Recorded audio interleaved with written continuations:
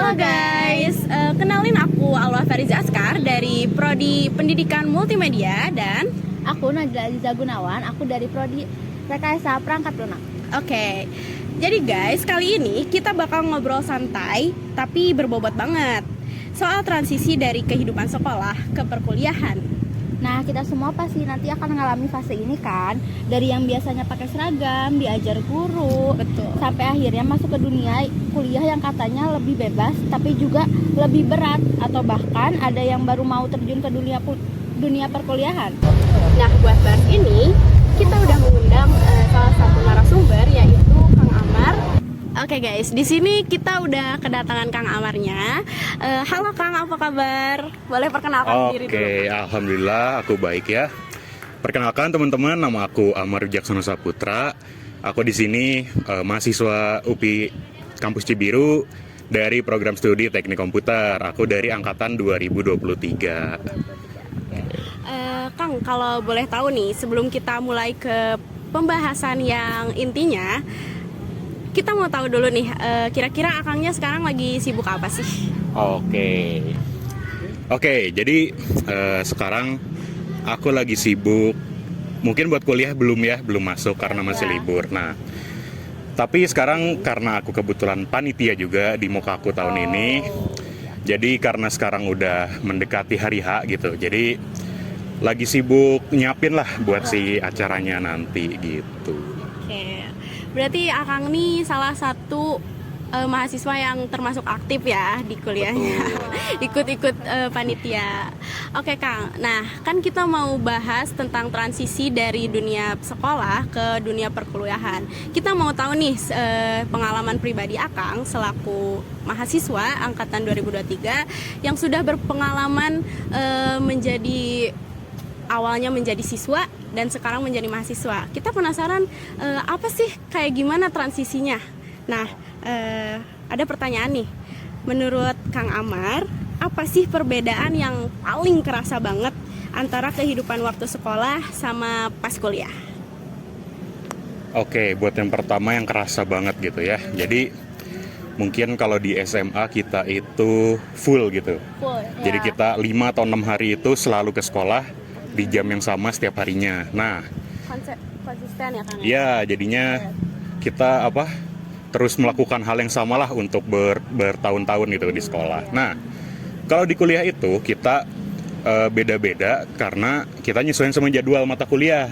Jadi misal di satu semester kita ngambil 8 mata kuliah nih. Nah, itu tuh jadwalnya nggak selalu konsisten. Ya, selalu pagi. Betul, jadi biasanya juga sesuai kelas. Jadi aku kan di kelas B kalau di Tekom itu. Nah, kelas B itu biasanya kelas yang masuknya itu siang. Jadi sekitar jam 10 ke atas gitu. Nah, itu juga nggak setiap hari. Jadi ada yang misal hari Senin ada 2 mata kuliah, jadinya pagi sama siang. Terus hari Rabunya cuma 1 mata kuliah, siang doang. Terus di hari Kamisnya misal kosong, di hari Jumatnya ada lagi. Jadinya nggak ada pattern yang sama lah kalau kuliah itu. Dan itu juga masih bisa berubah.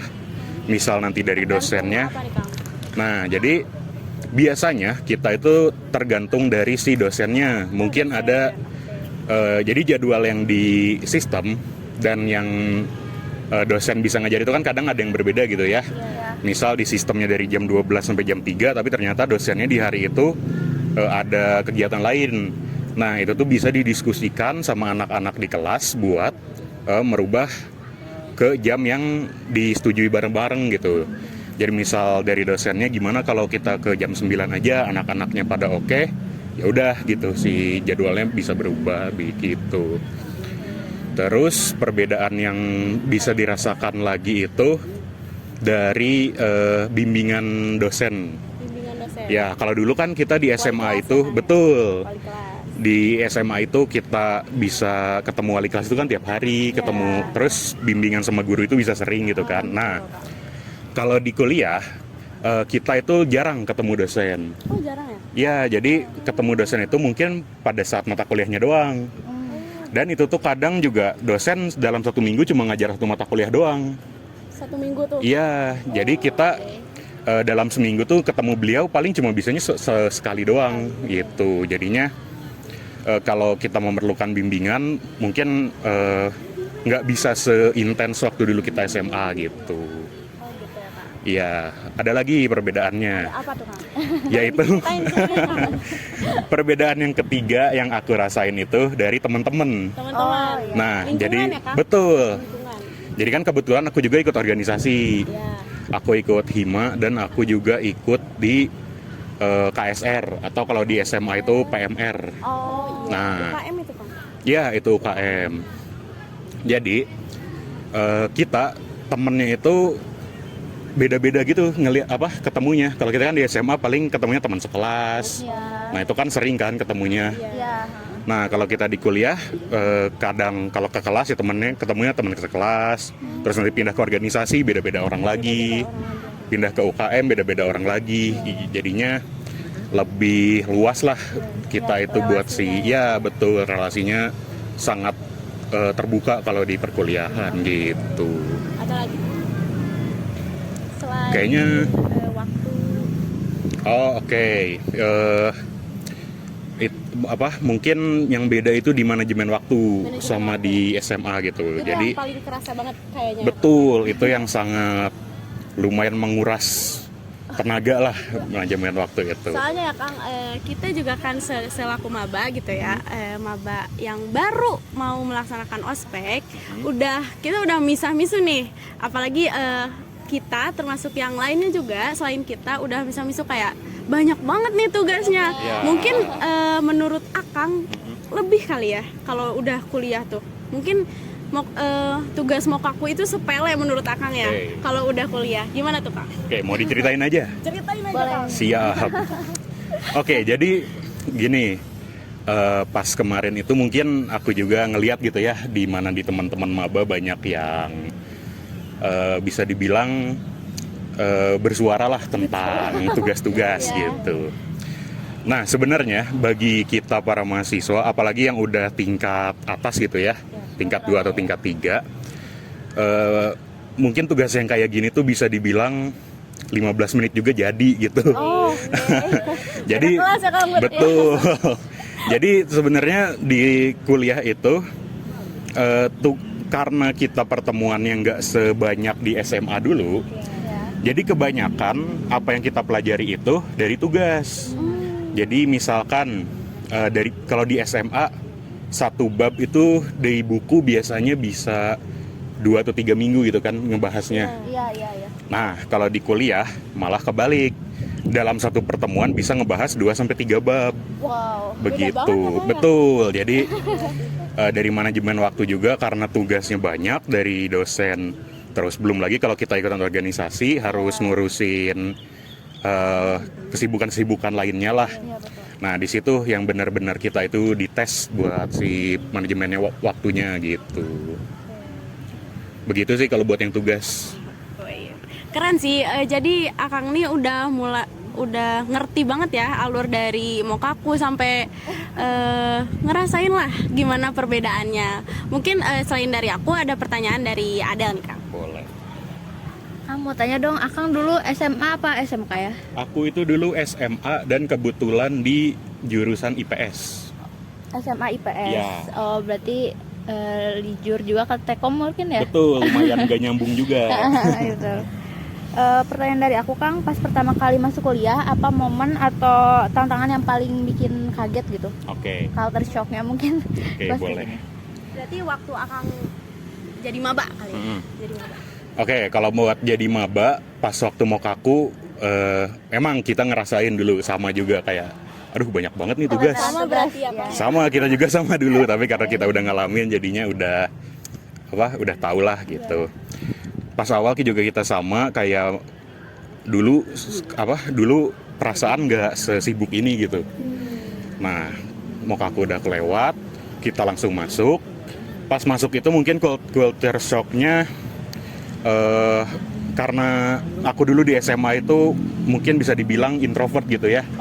Jadi aku jarang Interaksi. Iya, jarang interaksi sama orang, terus nggak ikutan kayak OSIS atau MPK gitu. Nah, pas masuk ke kuliah itu mungkin agak sedikit buta lah.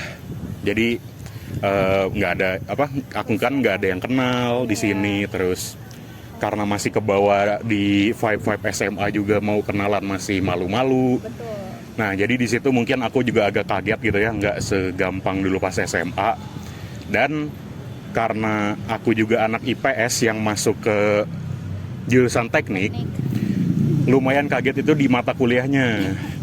Beda banget. Iya, dulu aku SMA belajar ekonomi, sejarah, dan geografi. Pas masuk ke kuliah tiba-tiba belajar fisika gitu, betul. Fisika, kalkulus, dan lain-lain. Nah, jadi di situ juga aku agak shock, dan di awal juga agak mungkin masih kesulitan lah buat beradaptasinya. Betul, begitu. Selanjutnya dari saya, Kak. Tapi emang teman-teman, menurut aku pribadi, kepribadian kita juga penting. Ketika kita mau mulai dengan hal baru, kita harus siap sama apa sih yang akan datang. Kita kayak Kang Amar contohnya tadi, mungkin Kang Amar di SMA-nya introvert gitu ya. Mungkin kalau kerasa sama saya pribadi, kalau misalkan di SMA tuh kayak males gitu buat interaksi sana sini, karena ya udah tugas cuma sekelas gitu kan.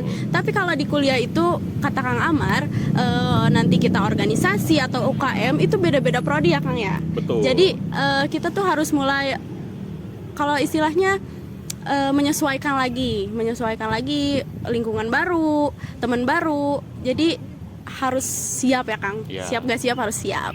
Oke, pertanyaan selanjutnya nih Kang. Menurut Kang Amar, apa hal yang paling penting dipersiapkan biar transisi dari sekolah ke perkuliahan itu lebih lancar gitu Kang? Oke, yang pertama paling jelas kita harus research tentang prodi yang kita masukin dulu gitu ya. Siapa ya Kang? Betul. Jadi dulu aku sudah dapat kabar kalau keterima di teknik komputer, ya udah gitu, aku masih nyantai-nyantai aja. Sama Kang. Ya. Dan ternyata pas masuk, wah, Kaget. agak menyesal juga ya kenapa nggak dari dulu aku belajar gitu. Nah, jadi yang pertama perlu disiapin itu terutama buat yang lintas jurusan.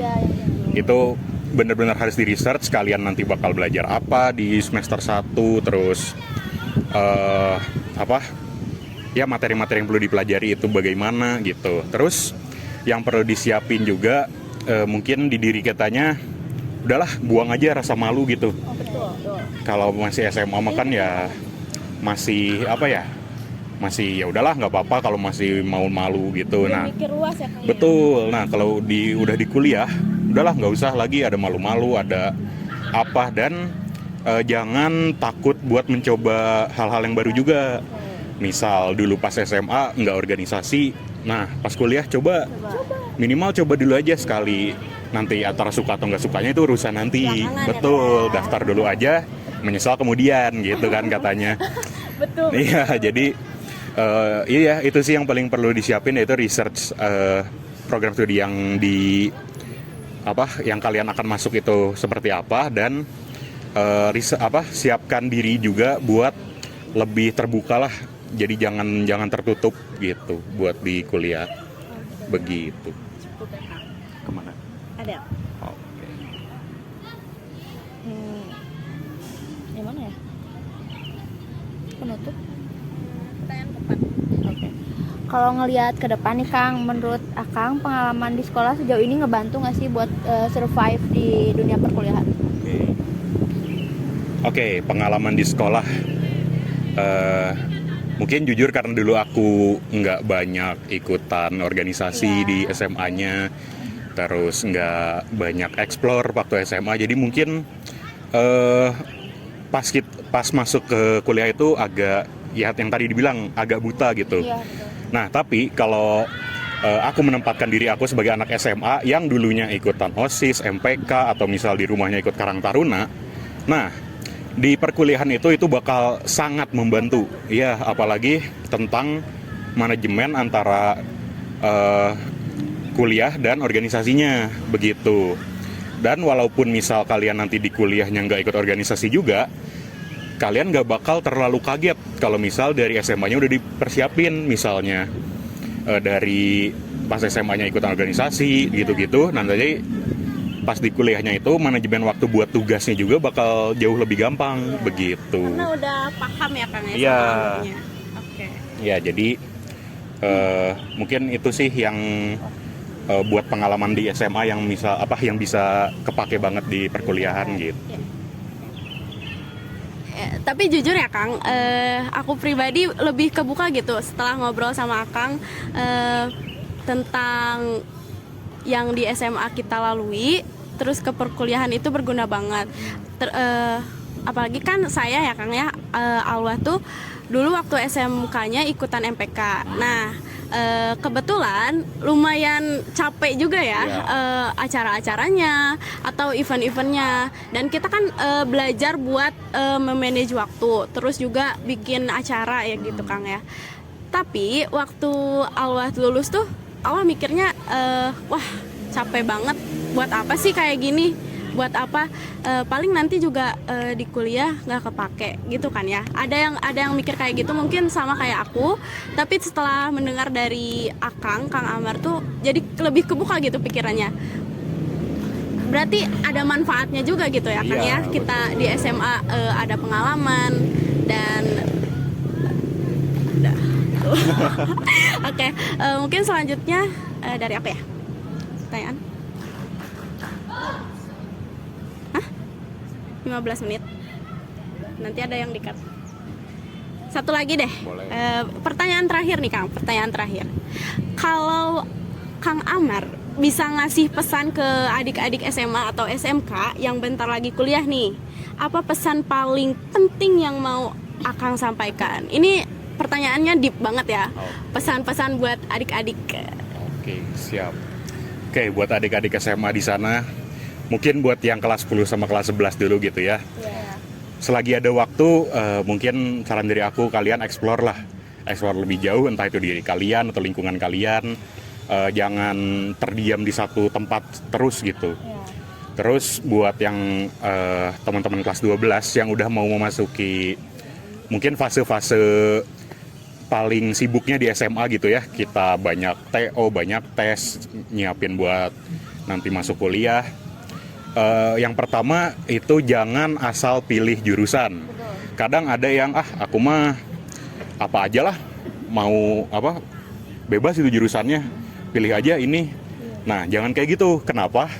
Soalnya pas nanti kalian asal masuk jurusan, kalian juga nggak terlalu minat ke jurusan itu, pas masuk itu bakal kerasa banget lah kalian itu nggak kayak salah jalan gitu. Kayak merasa aku tuh kenapa sih daftar ke sini, nggak ada cocok-cocoknya gitu. Terus harus punya tujuan yang jelas gitu ya. Betul. Jadi harus diniatkan dari awal lah kalian itu mau kemana. Terus selanjutnya jangan takut buat menghadapi masa kuliah. Kan kadang ada yang kuliah takut nih, takut nanti lebih sibuk, bakal susah gitu. Nah apalagi dulu aku pas SMA itu sering ditakut-takutin sama guru gitu. Kuliah tuh kayak gini. Kuliah tuh nggak segampang SMA. Jangan takut sama hal-hal kayak gitu. Soalnya apa yang mereka katakan yang buat nakut-nakutin kalian itu sebenarnya hanya untuk mempersiapkan aja. Jadi dari kalian nanti ekspektasinya udah bakal kuliah susah nih, tapi ternyata pas kuliah ternyata nggak sesusah itu. Betul. Jadi jangan takut sama perkuliahan dan dunia yang bisa dibilang udah lebih dewasa gitu dari masa sekolah. Dan yang terakhir, kalau dari aku mungkin pesannya apa ya?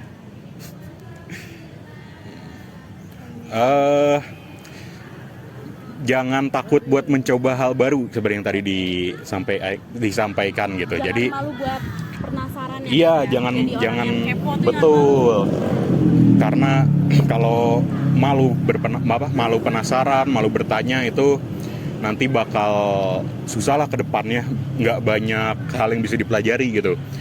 Nah, jadi coba aja semuanya yang bisa dicoba gitu. Karena itu juga nggak bakal sia-sia.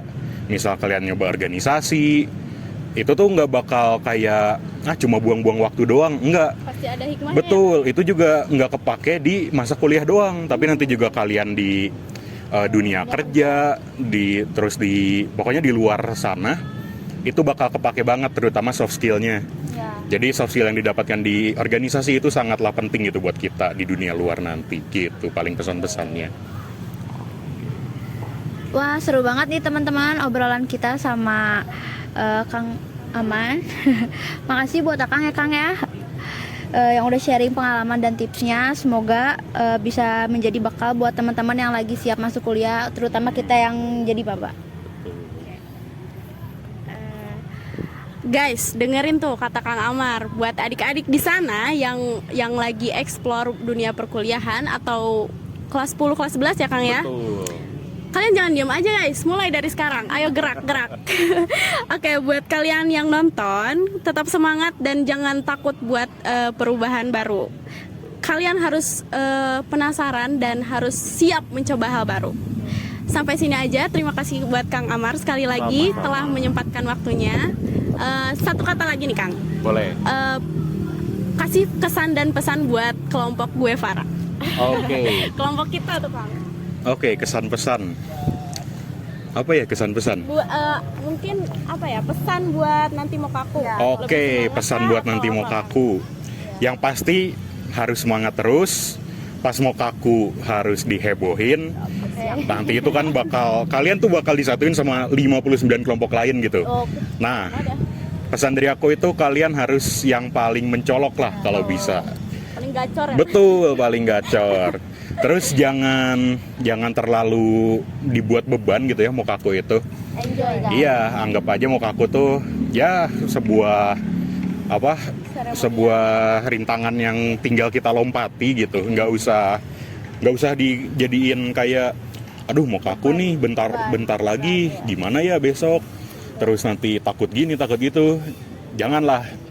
Jadi karena mokaku ini juga udah disusun gitu ya sama kita, sama para panitia itu biar serame mungkin dan nggak membebani lah ke para maba gitu. Jadi mungkin itu sih buat pesannya. Terus sudah mau aku juga semangat gitu ya kuliah sampai nanti bisa berkumpul lagi di Gimnasium UPI pada saat wisuda gitu ya.